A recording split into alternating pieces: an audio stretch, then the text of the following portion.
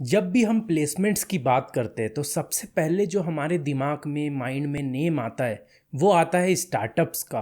क्योंकि स्टार्टअप एक trend type का बन गया है। बहुत सारे पैसे आजकल फ्रेशर्स को स्टार्टअप पे कर रहे होते हैं। तो प्लेसमेंट के टाइम हमें स्टार्टअप सबसे एक शानदार वर्ड लगता है।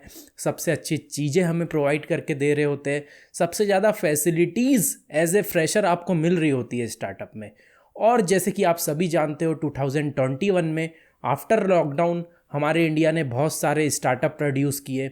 कुछ टाइम में तो ऐसी न्यूज़ आया करती थी कि हम हर दिन सुनते थे कि आज ये यूनिकॉर्न बन गया, कल वो यूनिकॉर्न बन गया। इतने सारे यूनिकॉर्न्स हमारे इंडिया में बन रहे थे और स्टार्टअप कल्चर बहुत ही ज़्यादा बूम पे था।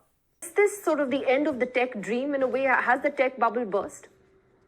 Well, I won't say the tech bubble has burst. I think different companies have different reasons, but the two secular reasons are: one is all these companies extrapolated the impact of COVID, and now that COVID has receded, I think many things that they assume that will continue is not continuing.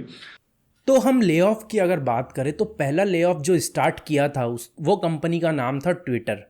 तो आप जैसे कि सभी जानते हो Elon Musk जैसे ही company को acquire करते हैं उसके बाद ले ऑफ कर देते हैं वो, और स्टार्ट होता है ट्विटर का lay off. But main reason वो नहीं था। मेन रीज़न कुछ मार्केट का था। जो यूएस का मार्केट था वहाँ पे ऐसा चल रहा है कि कुछ रिसेशन टाइप का आ सकता है।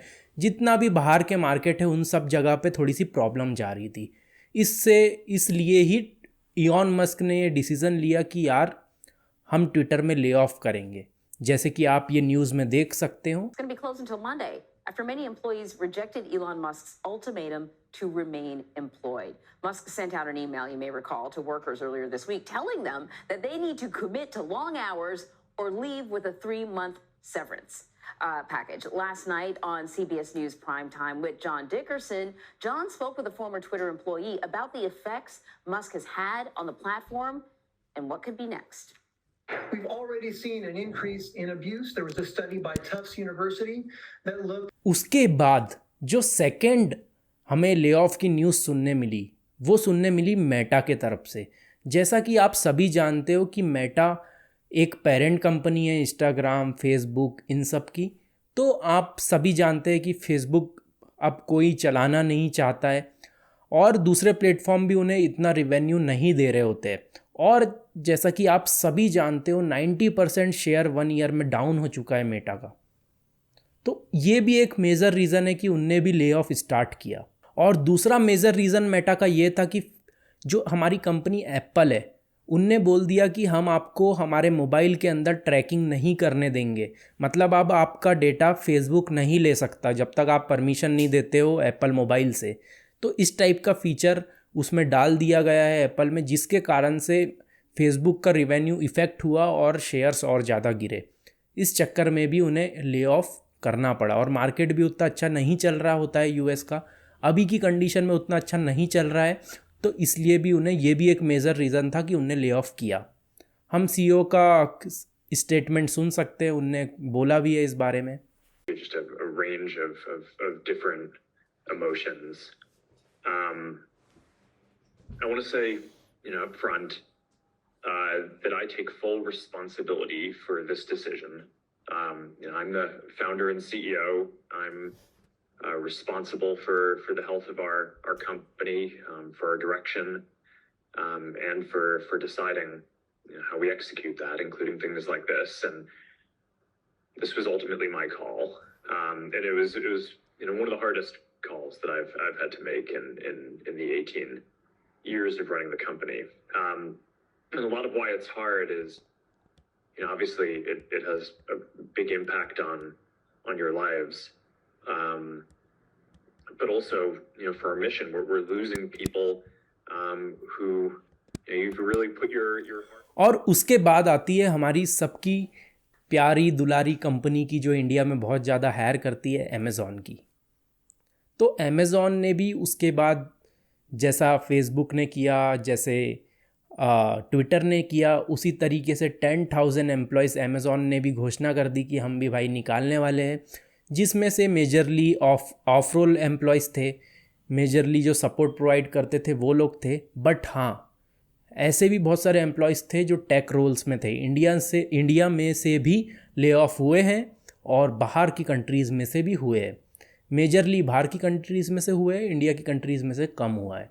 ठीक है, तो इस तरीके से जो हमारी अमेज़ॉन ने उसने भी निकाला है लोगों को। और अमेज़ॉन का मेजर रीज़न एलेक्सा था। जो एलेक्सा डिवाइस है उनका उनने उस पर बहुत ज़्यादा पैसे खर्च किए और उतना रिवेन्यू उनका आया नहीं। जो न्यूज़ सुनने में आई है वो एलेक्सा टीम के कारण हुआ है कि एलेक्सा डिवाइस पे उनने बहुत ज़्यादा पैसे लगाए और उससे उनका रिवेन्यू जो उनने एक्सपेक्टेशन रखी थी वो हो नहीं पाया। और वैसे ही आप सभी जानते हो कि अमेज़ॉन फूड में भी आने की कोशिश कर रहा है, तो वहाँ पे भी उन्हें लॉसेस झेलना पड़ रहा है। Is planning to lay off around 10,000 of its employees in corporate and technology divisions. The layoffs may start as soon as this week. More coming up in our next report. Amazon is planning to lay off about 10,000 people in corporate and technology jobs starting as soon as this week. That's according to a report from the New York Times on Monday, citing people with knowledge of the matter. The cuts will focus on Amazon's devices unit, which houses voice assistant Alexa, as well as its retail division and human resources, according to the report, which also said the total number of layoffs remains fluid. Continues to slow down, if your revenues continue to slow down, if there's an impact on profitability, would you cut more jobs?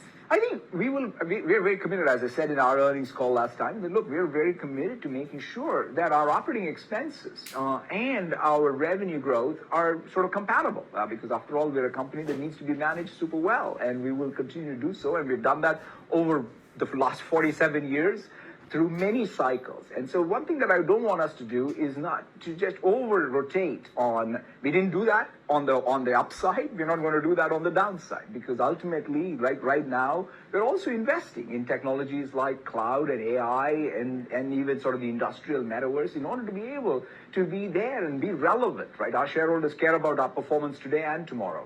और हम Microsoft की बात करें तो Microsoft के अंदर 700 employees का कुछ ले ऑफ किया गया है।